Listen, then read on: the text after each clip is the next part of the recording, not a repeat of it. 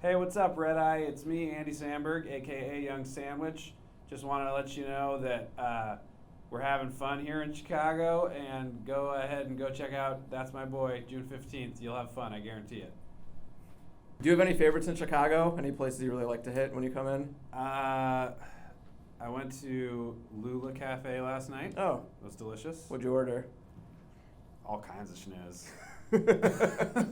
I had the duck. It was delicious. We had some kale. Awesome. Had a couple of cocktails. I'm not gonna front. I'm not gonna front on you. I appreciate the honesty. I expect nothing less. My dream is to go to Schwa. I've been waiting to go to Schwa, and it's been hard because I'm barely here for a lot of time ever. Yeah. But that's my main goal in life at this point. Yeah. I know that you said, I believe, that you stalked Adam Sandler for this role. You're pretty interested in it. How challenging was it to have to pretend to hate someone who was somewhat of your idol? Well, he's acting like such a dickhead the whole time.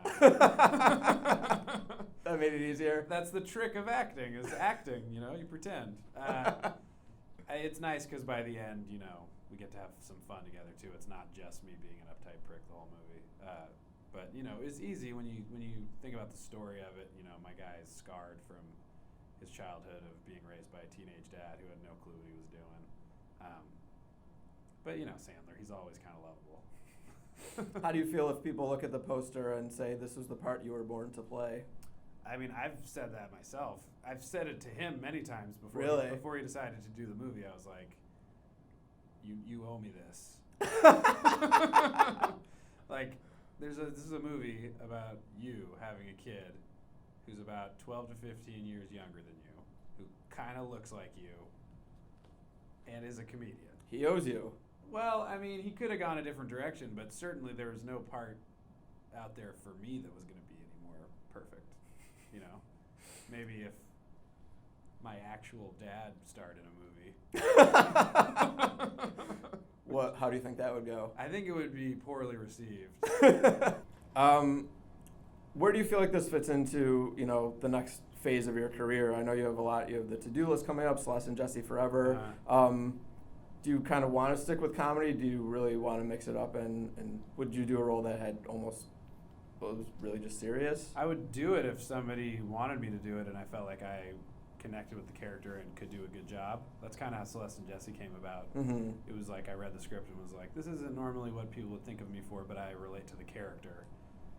And it also did have a lot of comedy to it. So I was like, I feel like I could do a good job with this, even though it's not necessarily what I've done previous. But comedy is my first love. It's the reason that I have any success is because that's all I've ever really wanted to do is comedy. So, if other stuff happens, great. I'm not like beating down people's doors trying to get nominated for Oscars and stuff. Philip Seymour Hoffman, he will not be able to do that. This guy. Exactly. But, I kind of, it's a weird job to have to be an actor or a comedian or a writer or anything sort of on the creative side in the entertainment world, because you can self-motivate and make things yourself, which is what I've had a lot of success doing, especially with Akiva and Yorma. Right.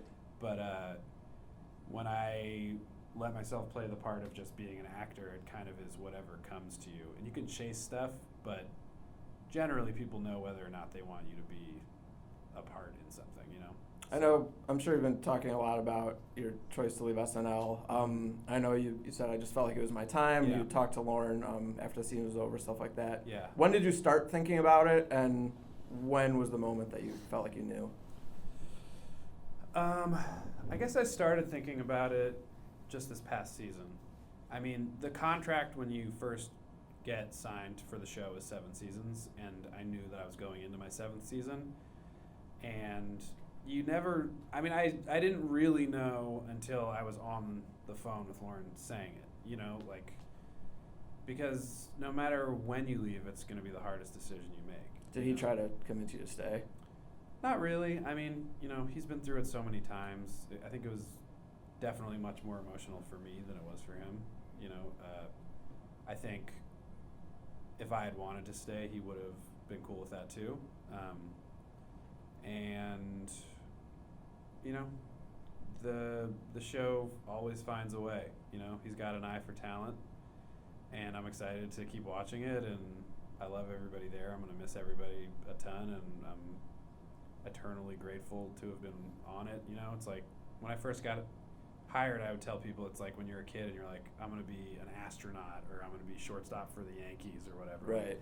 Things that just don't happen actually did happen for me. So it was insanely awesome. Of course, and you were so funny on it throughout the years, of course. Oh, what are the chances, excuse me, Justin Timberlake ever becomes a full-time cast member, even for a year? 0. You don't think that he'll ever do it? Yeah, no, why? He doesn't need to. He can just show up and destroy and then have everyone talk about him for 10 years. That's true. Yeah. I feel like every time he's on, people are like, oh, you'd be such a good cast member. Yeah. Well, there's a lot of people that are super talented that have other careers already. That's true. I think Timberlake's probably making pretty good money doing other stuff. Seems to be doing all right. Yeah. I know you grew up, loving Adam Sandler films, and this was just so awesome for you. Yeah. What about it do you like? What about his movies do you like? And have you continued on throughout his career? You've mentioned, this kind of harking back to the old Sandler, the Billy Madisons. Yeah. Have you liked the new stuff as much as the old stuff? I have. Certainly my sensibility, if you know any of my work, is a little closer to his earlier stuff, a little more, wacky, surreal, dirty, etc. But I've enjoyed, his other movies a lot.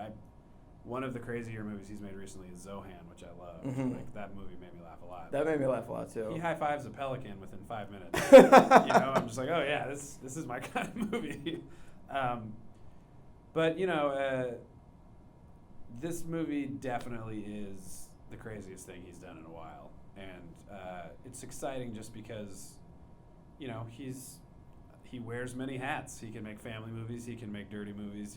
He can make Punch Drunk Love, which is, in my opinion, one of the best films made over the last 10 or 15 years. It's an incredible movie, and he's incredible in it. So he has that range, and he chooses to try a bunch of different things, and I appreciate what he does in all of them in a different way. But from a comedy perspective, this is my favorite version. Do you think people take stuff like this too seriously? I mean, I think there's probably already people grumbling about, the teacher-student relationship, or right. Certainly this wouldn't be the first Adam Sandler movie you could look at where there are overweight characters who generate some laughs or Sure. some potentially, sexist views depending on who's watching. Mm-hmm. Do you think people should just kind of forget it and laugh at the comedy, or what do you think about that I stuff? think if that's the kind of thing that bugs you, then this probably isn't your taste. There's certainly stuff that every person has their own personal sensibility. The Happy Madison movies are a very specific tone. This one certainly is the closest in a while that is mine, I would say, which is why I was so excited to do it. Sure. Like, it was definitely the version of Sandler that I connect with the most. Like I said before, I enjoy all of his stuff in different ways, but, it's like, to be upset about a movie like this would be to be upset about a movie like Wedding Crashers or The Hangover or something. Like, it's a hard R, shocking, crazy party movie. That's just what it is. So if you're in the mood for that, crack a brewski and go to the theater, And I feel like the majority of people that see it do really enjoy it and laugh their asses off. Like, my family came to the premiere, and, they're not uptight, but my mom's, in her 60s, and she laughed her ass off. So Your dad didn't say, I should have been in this? Comes full circle. He got ripped off. He should have played Donnie Berger.